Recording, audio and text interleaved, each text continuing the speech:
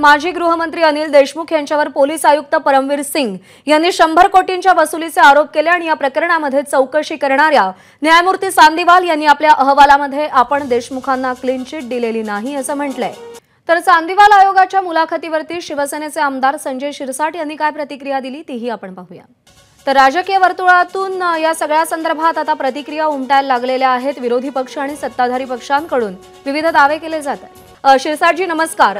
एक खळबळजनक गौप्यस्फोट न्यायमूर्ती चांदीवाल यांनी केलाय, तो म्हणजे त्यांनी अहवालात अनिल देशमुख यांना क्लीन चिट दिलेली नाही, फक्त पुराव्या अभावी पुरावे समोर न आलेत असा शब्द त्यांनी अहवालात लिहिलाय। आपली पहिली प्रतिक्रिया।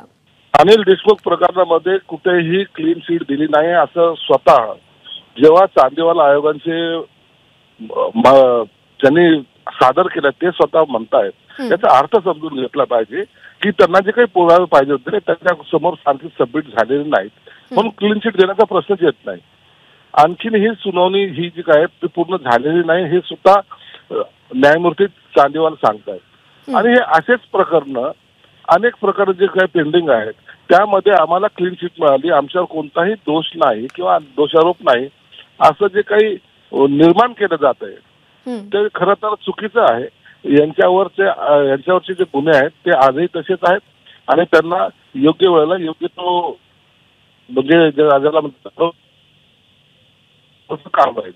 ठीक आहे संजय शिरसाटजी, आभार आपले। आपण एबीपी माझाशी संवाद साधलात, प्रतिक्रिया दिलीत त्याबद्दल। एबीपी माझा, उघडा डोळे बघा नीट।